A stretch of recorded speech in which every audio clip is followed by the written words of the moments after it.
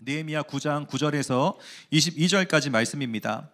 느헤미야 9장 9절에서 22절까지 말씀, 제가 한 절 여러분 한 절 함께 읽도록 하겠습니다. 주께서 우리 조상들이 애굽에서 고난 받는 것을 감찰하시며 홍해에서 그들의 부르짖음을 들으시고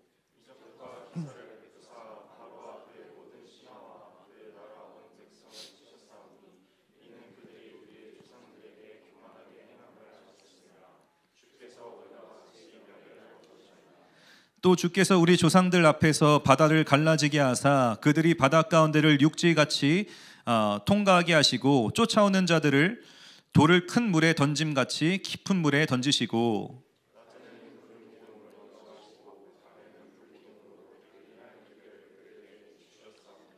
또 시내산에 강림하시고 하늘에서부터 그들과 말씀하사 정직한 규례와 진정한 율법과 선한 율례와 계명을 그들에게 주시고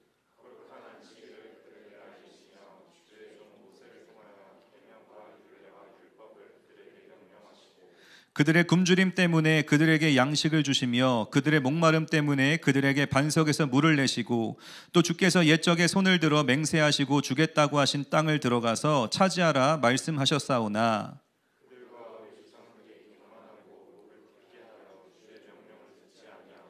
거역하며 주께서 그들 가운데에서 행하신 기사를 기억하지 아니하고 목을 굳게 하며 패역하여 스스로 한 우두머리를 세우고 종되었던 땅으로 돌아가고자 하였나이다. 그러나 주께서는 용서하시는 하나님이시라.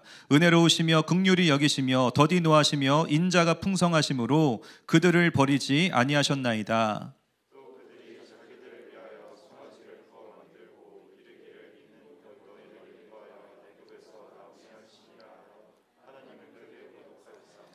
주께서는 주의 크신 긍휼로 그들을 광야에 버리지 아니하시고 낮에는 구름 기둥이 그들에게서 떠나지 아니하시고 길을 인도하며 밤에는 불 기둥이 그들의 갈 길을 비추게 하셨사오며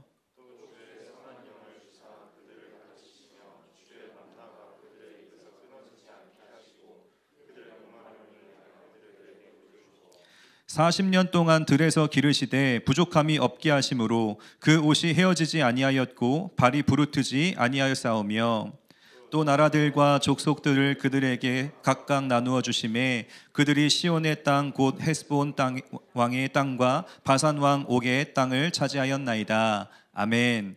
앉으시겠습니다. 여러분 생각하실 때에 인생의 과거가 중요하다고 생각하십니까? 인생의 미래가 중요하다고 생각하십니까? 과거가 중요하다, 미래가 중요하다. 자, 한번은 축구 경기를 보는데 2013년 경기입니다. 한국과 일본이 동아시아컵 경기를 치를 때 큰 플랜카드가 뒤에 걸려 있는 것을 보았습니다. 역사를 잊은 민족에겐 미래가 없다. 축구 경기에 굉장히 비장한 문구가 쓰여졌습니다. 역사를 잊은 민족에겐 미래가 없다. 무슨 뜻입니까? 일본을 짓밟겠다라는 뜻으로 사기를 일으키기 위하여 그런 문구를 쓴 것입니다. 사실 이러한 문구는 한국에서 경기에서만 쓰는 것이 아니라 스페인의 이 철학자였던 조지 산타야나도 이야기합니다. 과거를 기억하지 못하는 사람은 과거의 실수를 반복하기 마련이다. 똑같은 의미이겠죠. 또 미국의 역사학자였던 데이빗 맥컬러프도 이야기합니다. 과거를 잊은 국가는 치매에 걸린 사람과 같다. 우리의 이전 과거를 기억하지 못하고 그 중요성을 발견하지 못하면 더 나은 미래로 나아갈 수 없다라는 취지로 이야기를 한 것입니다. 이런 사람들의 이야기를 듣다 보면 과거가 중요하다라는 것을 알 수 있죠. 근데 미래가 중요하다라고 말하는 사람도 있습니다. 한국의 온누리교회를 개척하고 섬기셨던 하용조 목사님이 남긴 유명한 문구가 있습니다. 제가 그 내용을 좀 읽어드리면, 탁월한 사람은 과거나 현재를 잘 이해하는 것이 아니라 미래를 예측하고 그에 맞게 행동할 줄 아는 사람입니다. 과거의 관성에 젖어 있는 사람일수록 미래의 변화에 둔감하고 과거의 성공 체험이 미래를 위한 변화를 저항하게 합니다. 과거도 중요하지만 미래에 더 집중해야 미래의 주인이 될 수 있습니다. 이것이 하용조 목사님, 우리 온누리교회를 세우시고 한국교회 부흥을 이끄셨던 목사님의 어떤 주장입니다. 다시 질문합니다. 여러분, 과거가 중요합니까? 미래가 중요합니까? 이것도 이야기하고 저것도 이야기하니까 헷갈리죠. 제가 이런 말씀을 드린 까닭은 두 가지가 다 중요하기 때문입니다. 과거 일을 이 역사 의식을 가져야 앞으로 더 나은 미래를 만들 수 있다는 것을 여러분에게 강조하고 싶습니다. 과거에 지나간 일들은 다 이미 다 끝난 시간이기 때문에 무의미하고 영양가가 없다라고 생각하지 마십시오. 과거에 대한 이 교훈을 받아야 우리는 더 나은 미래로 나아갈 수 있다는 것을 성경도 말하고 있습니다. 우리가 이 청년의 때에 느헤미야와 같이 비전의 세대가 되기 위해서 중요한 것이 한 가지 있습니다. 하나님의 역사가 어떻게 흘러왔는지를 알아야 우리가 느헤미야와 같이 이 시대에 미래의 주인이 될 수 있다는 사실을 기억해야 됩니다. 과거를 잊었는데 미래의 주인이 될 수 있는 사람은 아무도 없습니다. 과거를 기억하는 사람, 그것이 실수이든 어떤 성공이든 그것이 교훈이 삼아져야 우리가 청년의 때에 더 나은 리더들로 일어날 수 있다는 것을 기억해야 됩니다. 더 중요한 것은 우리의 과거도 현재도 미래도 하나님 안에서 해석되어질 때에 그 인생이 복된 것이고 그 인생이 성공된 인생이다라는 것을 기억하시길 바랍니다. 하나님이 우리 과거의 주인이셨고 하나님이 우리 현재의 주인이시며 우리의 미래는 누구 것입니까? 나의 것이 아니라 하나님이 나의 미래를 책임지시고 인도하신다라는 것을 기억할 때에 우리가 이 청년의 때에 분명한 성공자가 될 수 있다는 것을 기억해야 됩니다. 오늘 함께 읽었던 9장 말씀 좀 본문이 길기는 하였지만 과거에 대한 이야기입니다. 조상들의 이야기, 조상들의 이야기가 수없이 기록된 것이 바로 9장 9절에서 22절까지 말씀의 내용이었습니다. 하나님께서 예루살렘 성벽의 재건이라는 비전을 주셨습니다. 새로운 시대가 일어났습니다. 예루살렘으로 백성들이 돌아오게 되었습니다. 그들만의 도시가 건설되었습니다. 이제 자기들 마음대로 살아가면 될까요? 이들에게는 과거에 대한 교훈이 필요하였습니다. 이전에 우리 조상들에게 어떠한 일들이 있었는지를 잘 분별하여서 앞으로 우리가 미래를 설계할 때에는 그 과거의 교훈들을 어떻게 적용하며 살아갈 것인지, 이것에 대한 지혜를 예루살렘 백성들이 구하기 시작했던 것입니다. 이미 많은 은혜들이 임하였습니다. 예배가 회복되었고 말씀이 선포되었고 백성들 가운데 회개가 터져나왔고 참된 부흥이 시작되었습니다. 하나님 말씀을 공부하는 사람들이 일어나고 초막절의 정신을 회복하여서 하나님 말씀에 즉각적으로 순종하는 사람들이 일어났습니다. 그 꺼지지 않는 불씨가 계속 불타지면서 부흥의 불씨가 24일 동안 지펴오르기 시작합니다. 그런데 이들이 이제는 또 한 가지 집중하는 것이 있습니다. 그냥 이전 것을 다 잊어버리고 나아가는 것이 아니라 하나님이 우리 과거에 어떠한 일들을 이루셨는지, 우리 조상들은 그 과거에 하나님께 어떻게 반응하며 살아왔는지를 돌아보면서 우리가 이제 더 나은 미래를 설계하자. 어떻게 해요? 과거에 역사하신 하나님을 기억하여 우리의 미래를 하나님과 함께 설계하자라는 마음으로 일어나기 시작하였다는 것입니다. 그래서 그들의 고백은 크게 두 가지로 나뉩니다. 하나님 잘못했습니다 라는 고백과 하나님 감사합니다 라는 고백으로 과거의 회상이 일어나기 시작합니다. 하나님, 우리 조상들이 하나님께 범죄한 것을 잘못했습니다, 죄송합니다 라는 회개의 고백이 터져나왔고요. 하나님, 그럼에도 우리 조상들을 인도해 주심에 감사합니다, 감사의 고백이 터져나왔습니다. 제가 지난주에도 설명드렸지만 조상의 죄를 회개한다고 이 조상의 미래가 바뀌는 것은 아닙니다. 천국이든 지옥이든 조상들이 이미 하나님의 판정대로 어딘가를 이제 거하게 되었을 텐데 조상들을 위해 기도했다고 그들의 이 판결이 바뀌는 것은 아니죠. 그럼에도 그들이 조상들의 죄를 회개했던 이유가 무엇이라고 설명드렸습니까? 한 톨도 남기지 않고 우리가 그 죄악에서 머물지 않겠습니다라는 의지를 갖고 주님, 이 죄악들 우리가 대신 회개하겠습니다, 철저한 회개를 의미하는 것입니다. 조상들의 죄를 회개할 때의 또 다른 영적인 의미는 뭐가 담겨 있을까요? 우리만큼은 다시 그 죄를 반복되이 짓지 않겠습니다라는 마음으로 조상들의 죄를 끄집어서 하나님께 회개했던 것입니다. 하나님은 그들에게 과거에 대한 기억들을 다 생각나게 하시면서 그 죄악들을 하나하나 다 기억하게 하시고 토해내게 하게 하셨습니다. 하나님이 죄책감에 짓눌리게 하기 위하여 과거를 회상시키신 것이 아니라 그들을 더 나은 미래로 이끄시기 위하여 과거의 잘못들을 교훈 삼아 이제는 그 반복되는 죄악들을 끊어내고 하나님과 함께 동행하는 미래를 건설하기 위하여 그들에게 조상들의 죄를 기억나게 하신 것입니다. 그래서 9절부터 38절까지 내용을 보시면 사실 역사들에 대한 이야기입니다.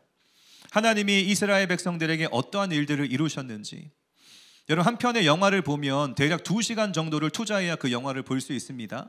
근데 그 영화를 알기 위해서 이 트레일러라는 것을 볼 수 있죠. 1분, 2분짜리 영상을 보면 이 영화가 어떠한 내용으로 흘러가겠구나라는 흐름을 보여주는 트레일러 영상이 있습니다. 여러분 성경 66권을 다 읽기 힘드시다면 오늘 여러분께 느헤미야 9장 말씀을 선물로 드립니다. 성경의 트레일러가 바로 이 9장 말씀 9절서부터 38절까지를 쫙 읽어보시면 이게 이스라엘 백성들의 역사였구나라는 사실을 알 수 있습니다. 그 내용을 좀 요약해보면 이것입니다. 애굽에서부터 출애굽시키신 하나님의 사건이 이 본문에 기록됩니다. 그런데 그들이 도망을 가다 보니 무슨 사건이 발생합니까? 홍해가 가로막혀 있는 사건. 그들이 주저앉아 그 자리에 앉아 망했다, 괜히 도망 나왔다, 우리 이제 다 우리 멸망당하게 되었다라고 하였을 때 어떤 일이 발생합니까? 하나님이 홍해를 갈라주시는 사건이 발생하였습니다. 40년 동안 그들이 광야 생활할 때에 무엇이 하나님이 그들과 함께 하였습니까? 길을 잃어버린 그들에게, 광야로 버림받은 것처럼 된 그들에게 하나님이 구름 기둥을 보여주시고 불 기둥을 보여주셔서 어떠한 길을 따라가야 될지 불 기둥, 구름 기둥 사건이 있었습니다. 또 하나님이 시내산에서 모세에게 십계명을 주시는 사건이 있었습니다. 어떻게 제사를 회복할 것인지, 어떻게 하나님이 이 무엇을 기뻐하는지 미워하시는지 율법을 주시면서 그들에게 다시 한번 말씀의 회복을 주시는 사건이 있었습니다. 이스라엘 백성들이 배고파할 때에 하나님이 만나를 먹여주시는 사건이 있었습니다. 목말라 할 때에 반석을 쪼개어서 생수가 터져나게 하는 무리바 사건이 있었습니다. 이스라엘 백성들의 역사를 보니 이들의 역사를 어떻게 해석할 수 있습니까? 하나님 없이는 해석이 될 수 없는 인생, 하나님 없이는 한 치 앞도 내다볼 수 없는 인생이 바로 이스라엘의 역사였습니다. 이것은 우리의 인생도 마찬가지입니다. 우리가 20년, 30년, 40년 한평생을 살아가면서 나의 힘으로 여기까지 온 것처럼 보이지만 오늘 이 말씀을 통하여 여러분의 인생을 해석해 드리자면 하나님이 없었더라면 우리의 인생은 지금까지 나아갈 수 없었습니다. 하나님이 아니었더라면 우리의 인생은 해석될 수가 없었습니다. 그분의 은혜가 아니었더라면 지금 이 예배의 자리에 나와 이 임재의 자리에 나와 주님 앞에 설 수가 없었다는 것입니다. 내가 나의 힘으로 살아온 것처럼 보이는 인생이었지만 보이지 않는 하나님이 우리의 인생을 은혜의 자리로 인도하셨고 그 과거가 있었기 때문에 우리의 미래는 걱정할 필요가 없습니다. 왜요? 지금까지 하나님이 인도해 주셨기 때문에 우리의 미래도 주님이 인도해 주실 것이다라고 하는 확신을 부어주시기 때문입니다. 이것은 예수를 믿던 믿지 않던 중요하지 않습니다. 모든 열방 민족의 인생은 누구에게 달려 있을까요? 하나님이 민족과 열방을 통치하십니다. 하나님이 한 인생을 기억하여서 세심하게 개입해 주시고 우리의 삶을 다스려 주시고 우리의 삶을 은혜의 길로 초청하신다는 것을 기억하면 좋겠습니다. 우리가 숨을 쉬는 이유가 무엇입니까? 우리가 오늘 교회 나와 예배하는 이유가 무엇입니까? 내 인생을 인도하신 하나님을 향하여 한 걸음 더 내딛기 위하여 나온 것입니다. 왜 오늘 우리에게 하루라는 시간을 더 하나님이 더해 주셨을까요? 하나님께로 한 발짝 더 나아가기 위하여. 오늘 이 예배 자리에 우리 청년들을 왜 초청해 주셨습니까? 하나님께로 한 걸음 더 나아가게 하기 위하여 주님이 이 자리를 허락해 주신 줄 믿습니다. 우리 인생의 과거, 우리 민족의 과거, 이스라엘의 역사들을 볼 때에 하나님이 아니면 안 되는 인생이었다는 사실을 기억하여 우리도 믿음의 고백을 드리길 원합니다. 하나님, 나도 하나님 아니었으면 안 되는 인생이었습니다. 그리고 내 미래에 대한 걱정과 두려움을 이제 내려놓겠습니다. 하나님이 내 인생의 주인이시기 때문에, 내 과거를 책임져 주셨기 때문에 내 앞날도 주님과 함께 할 때에 복되게 하시고 성공케 하실 것이라는 사실을 믿고 주님과 동행하며 나아갈 수 있는 제가 되게 하여 주십시오. 기도할 때에 하나님께서 반드시 우리와 함께 하여 주실 줄 믿습니다. 오늘 주어진 본문 말씀을 통하여서 이 지난 날들을 회상하는 이스라엘 백성들의 이야기를 통하여 하나님이 그들에게 어떤 은혜를 베푸셨는지, 또한 이 시대를 살아가는 우리 마라나타 청년들에게 어떠한 은혜를 베풀어 주실지 세 가지 은혜 함께 나눈 후에 결단하고 기도하는 시간 갖도록 하겠습니다. 첫 번째로 우리 하나님의 은혜는 보살펴 주시는 은혜입니다. 그냥 우리를 버려두지 아니하시고 항상 우리를 지켜보시고 도와주시고 보살피시는 은혜가 하나님의 은혜입니다. 그 근거는 9절 말씀에 기록되어 있습니다. 우리 함께 9절 말씀 한 목소리로 읽도록 하겠습니다. 시작.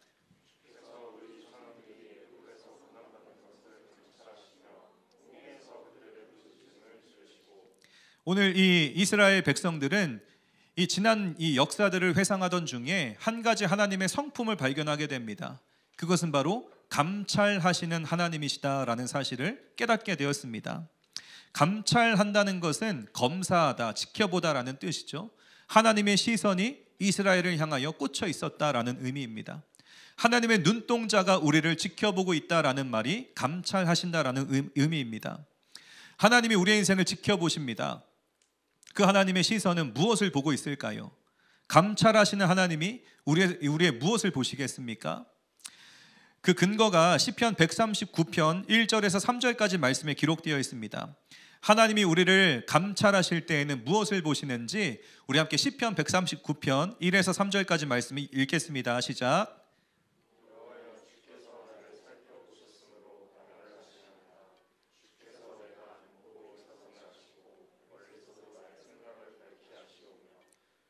모든 길과 내가 눕는 것을 살펴보셨으므로 나의 모든 행위를 익히 아시오니.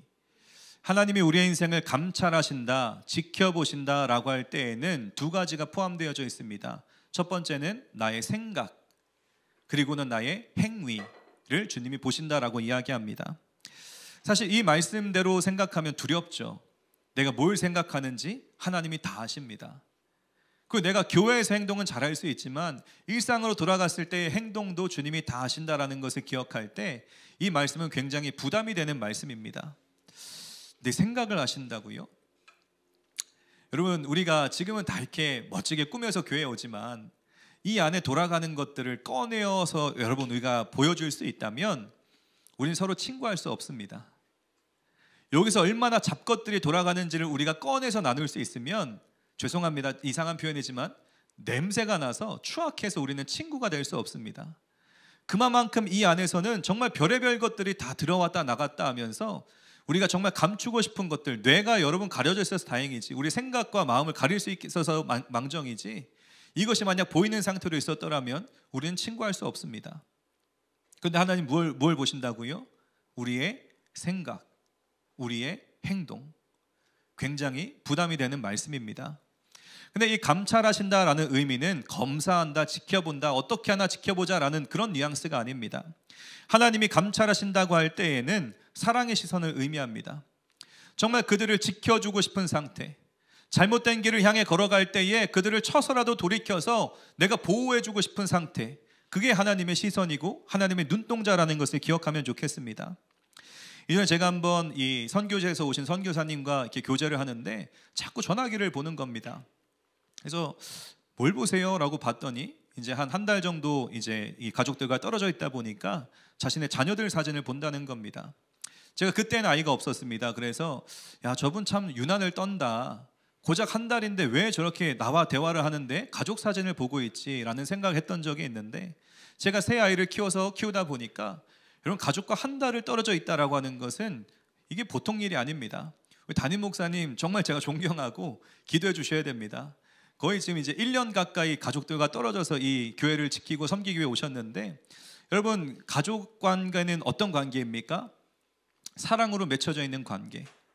한 달을 못 보면 보고 싶어서 사진으로도 보고 싶은 상태, 못 보면 목소리 듣고 싶고 챙겨주고 싶고, 좋은 데 가도 좋지 않은 이유가 내 아들 딸들이 없기 때문에 좋은 걸 사다 아이들에게 가져다 주고 싶은 상태가 사랑하는 관계입니다. 하나님이 감찰하신다라고 할 때에는 너 얼마나 잘하나 못하나 지켜보자라는 그런 판단의 눈빛이 아니라 사랑의 눈빛. 제발 안전하게 내 안에 거해라. 나와 함께하자. 내가 도와줄게 라는 상태가 하나님의 시선이라는 것을 기억해야 됩니다. 그래서 그들이 이제 출애굽하며 탈출할 수 있도록 하나님의 은혜를 베풀어 주셨죠. 근데 홍해가 가로막혀 있었습니다. 근데 9절 말씀을 다시 보시면 도망을 가다가 길이 막히니까 이 백성들이 울고 불며 부르짖으며 엎드리기 시작합니다. 망했다. 우리 이제 죽겠다. 끝났다라는 상태에 머물게 됩니다. 근데 이때에 감찰하시는 하나님이 역사하시죠. 여러분, 이들이 울고 불고 부르짖을 때에 하나님이 감찰하실 때에 어떤 역사가 일어납니까? 홍해가 갈라지고 그들의 살 길이 열리게 되었다는 것입니다. 우리는 이것을 은혜라고 이야기합니다. 만약 하나님의 눈동자가 그들을 지켜보고 있지 않았더라면 그들은 물에 빠져 죽든지 이 전차에 밟혀 죽든지 둘 중에 하나였습니다. 근데 하나님의 시선이 그들에게 고정되어 있었기 때문에, 하나님의 사랑의 눈빛이 그들을 향하고 있었기 때문에 그들에게 살 길이 열렸고, 말도 안 되는 일을 주님이 버리셔서 그들을 살려주시는, 새롭게 하시는 은혜를 입게 되었습니다. 이스라엘 백성들이 부르짖는 것, 그 상태를 뭐라고 이야기할 수 있을까요? 지금 시대로는 기도한다라고 말할 수 있을 겁니다. 살려주세요, 도와주세요, 제발 나를 지켜봐 주세요, 부르짖는 상태를 이 시대에 우리는 기도라고 이야기합니다. 여러분 기도의 능력을 정말 믿으시나요? 주여, 여러분 기도의 능력을 믿으시나요? 근데 왜 안 하시나요? 기도의 능력을 믿으면 기도를 해야 되지 않겠습니까? 기도의 능력을 믿으면, 하나님이 나를 감찰하시고 도와주신다는 사실을 알면 우리가 정말 기도의 자리를 지켜야 되지 않겠습니까? 제가 여러분에게 소망의 메시지를 하나 드리고 싶습니다. 예레미야 33장 3절, 우리가 너무나 좋아하고 잘 아는 말씀입니다. 우리 함께 읽겠습니다. 시작.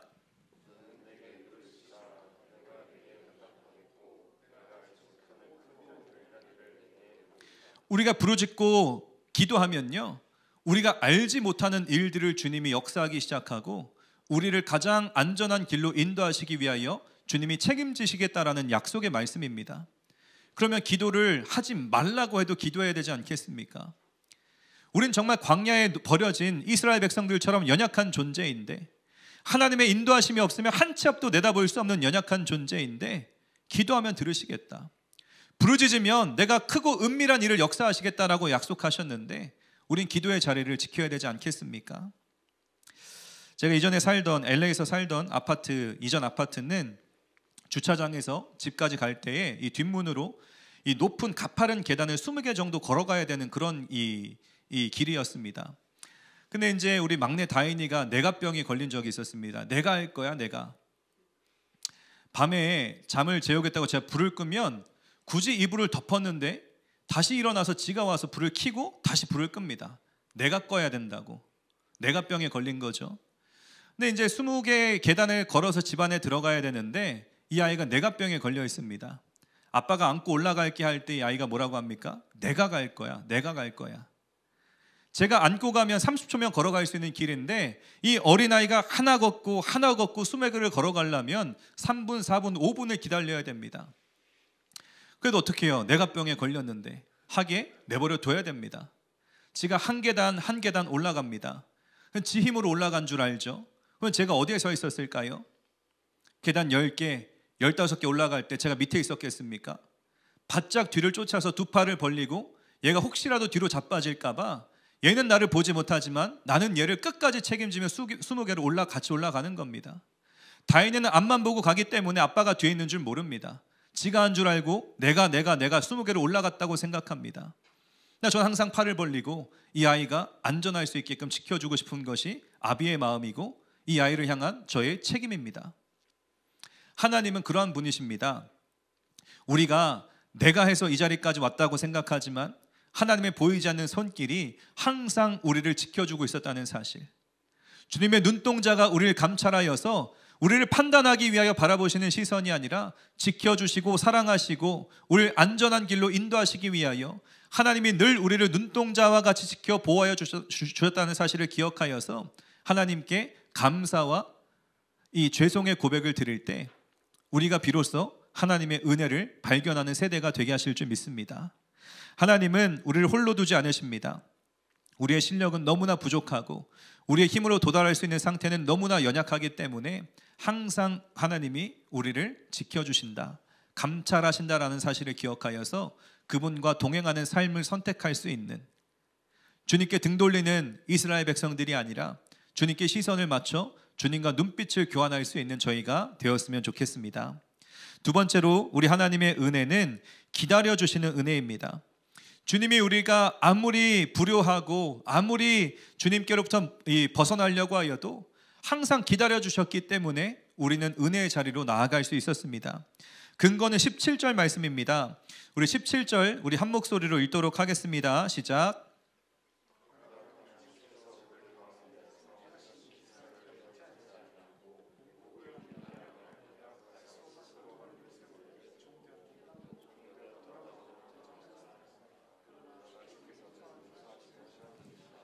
은혜로우시며 긍휼히 여기시며 더디 노하시며 인자가 풍부하심으로 그들을 버리지 아니하셨나이다. 아멘.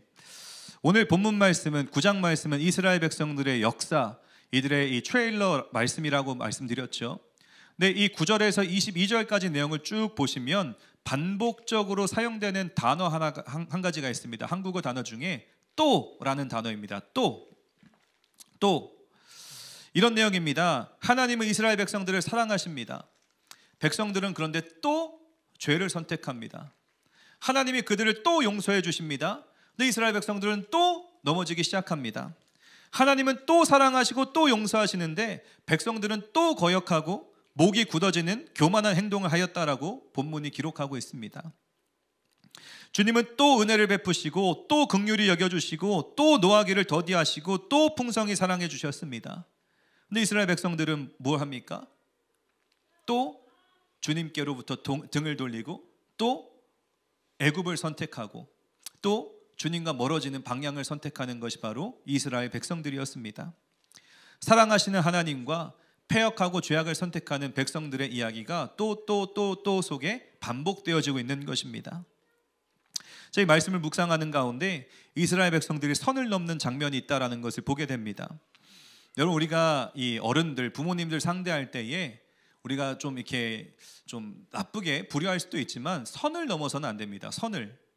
근데 이들이 이스라엘 백성들이 어떻게 선을 넘는가? 이런 고백을 합니다.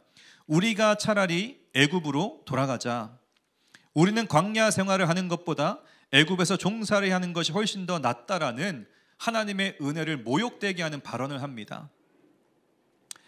이런 말까지는 할 수 있겠죠. 우리 엄마 아빠가 밥을 차려줄 수 있지 않습니까? 우리 유학생들 집에 돌아갔어요. 엄마가 밥을 차려줬습니다.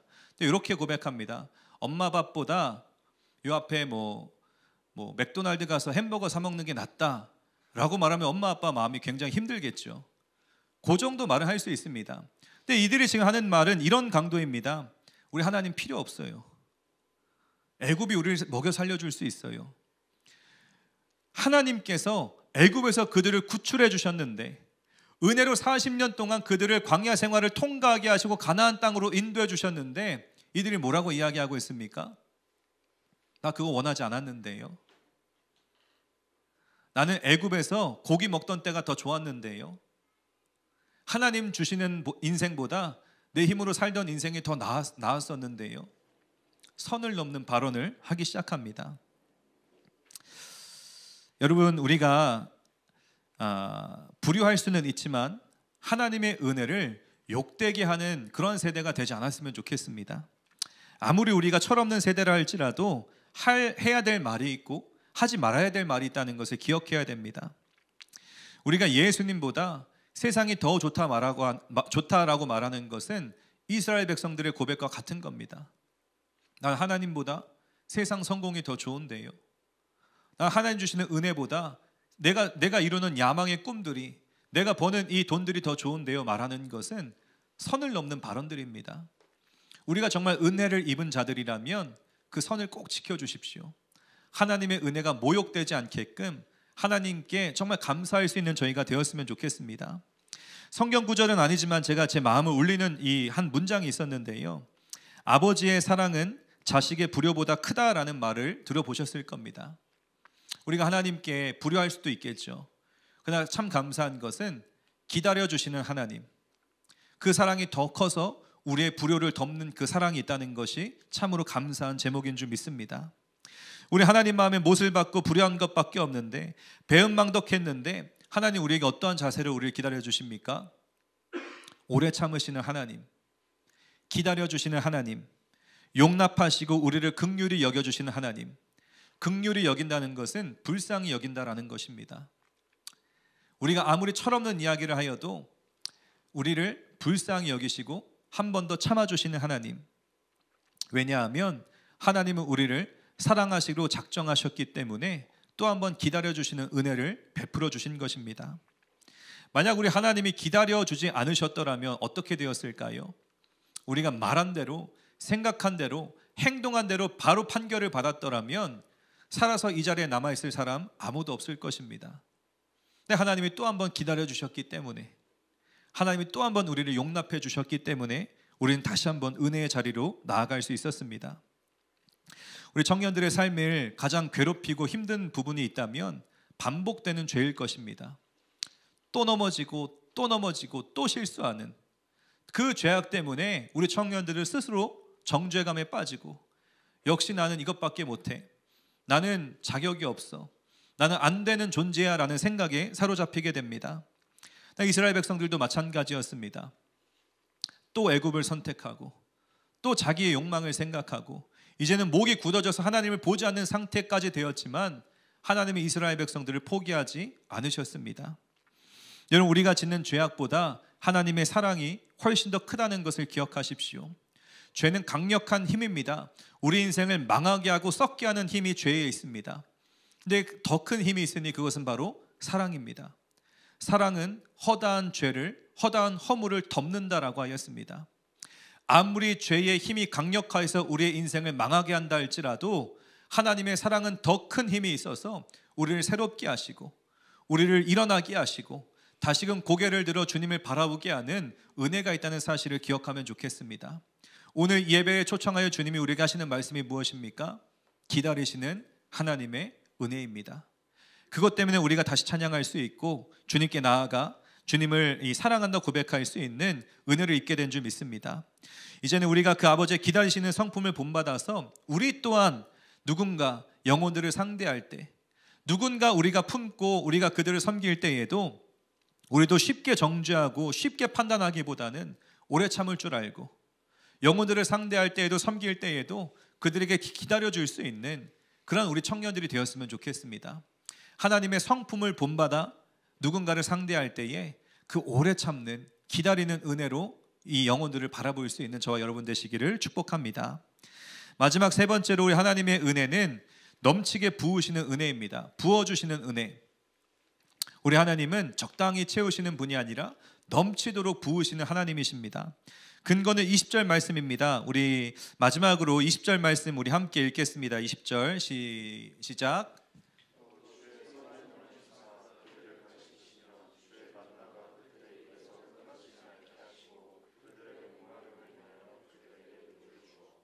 하나님은 필요 이상의 것들을 자꾸 주십니다. 배가 고팠더니 멈추지 않게 만나를 채워주시고, 목이 말랐더니 그냥 한 컵의 물을 주시는 것이 아니라 이 샘수가 터져서 넘치게 주시는 은혜를 이스라엘 백성들이 경험하였습니다. 여러분, 이스라엘 백성들이 광야길을 걸어갈 때에 어떤 방향으로 누구를 향해 나아가야 할지 아는 사람이 있었겠습니까? 인생이라고 하는 것은요, 길을 걸어가는 것입니다. 근데 우리는 내일의 길을 모르기 때문에, 방향을 모르기 때문에 항상 힘들어합니다. 뭐 해야 되지?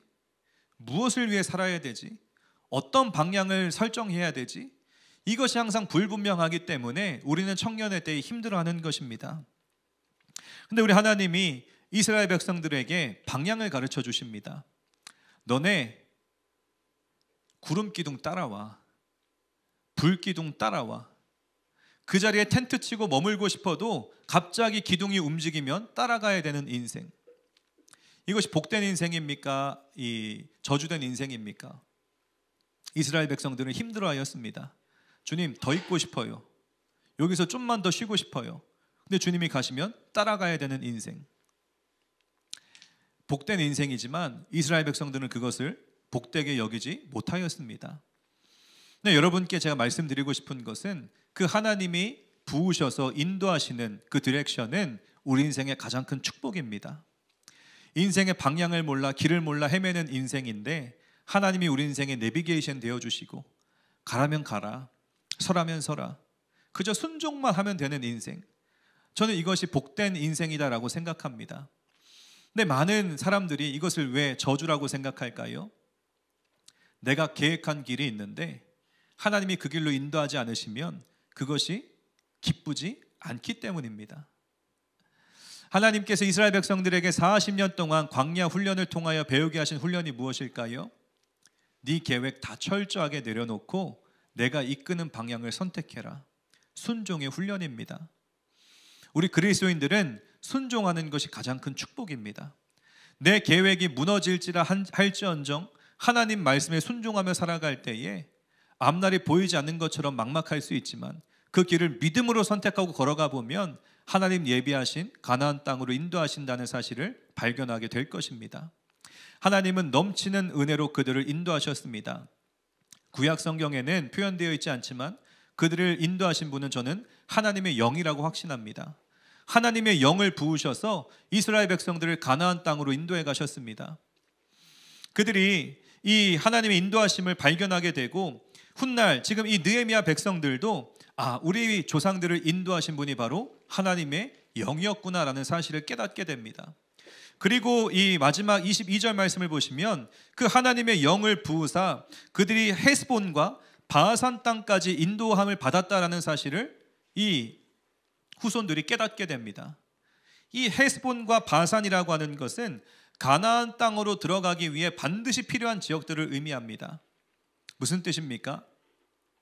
하나님의 영이 우리 조상들을 인도하셨고 하나님이 우리 조상들에게 이 가나안 땅의 비전을 부어주셔서 그들이 결국 여호수아와 함께 가나안 땅에 입성하게 되었다라고 하는 사실을 깨닫게 된 것입니다. 하나님은 우리에게 영을 부으시고 하나님은 우리에게 또한 가나안의 비전을 주시는 분이십니다. 우리 조상들을 약속의 땅으로 인도하시는 비전, 누가 부어주신 겁니까? 하나님이 이스라엘 백성들에게 축복으로 부어주신 비전이었습니다. 이 동일한 말씀이 사도행전 1장 8절 말씀에도 기록되어 있습니다. 오직 성령이 너에게 임하시면 너희가 권능을 받고 예루살렘과 온 유대와 사마리아와 땅끝까지 이르러 내 증인이 되게 하시리라. 하나님은 오늘도 우리에게 성령을 부어주십니다. 그래서 내가 계획하고 내가 원하는 야망의 길이 아니라 하나님 말씀을 향한 방향, 하나님 나라를 향한 방향, 하나님의 비전을 향한 방향으로 우리를 초청하셔서 우리를 결국 그 비전을 이루시는 길로 인도하여 주실 줄 믿습니다. 우리는 인생의 방향이 필요하고요, 그 인생의 방향을 걸어갈 수 있는 용기가 필요합니다. 누가 그것을 부어주십니까? 우리 안에 역사하시는 성령 하나님께서 우리에게 그 용기를 불어넣어 주시고 다시 한번 내가 보이는 길로만 가고자 하는 그런 성향이 아니라 보이지 않아도 하나님과 동행하여 믿음으로 선택할 수 있는 길로 성령께서 인도하여 주실 줄 믿습니다. 그래야 할 때 여러분 삶 가운데에 하나님의 나라가 펼쳐지고 하나님의 비전이 성취되며 하나님의 은혜를 베풀어 주셔서 내 마지막 인생의 순간에 인생을 돌아보았을 때 지나간 순간들이 다 하나님의 은혜였구나, 하나님이 나를 살게 하셨고 지금 이 순간까지 인도하여 주셨구나라는 사실을 인정케 하여 주실 줄 믿습니다.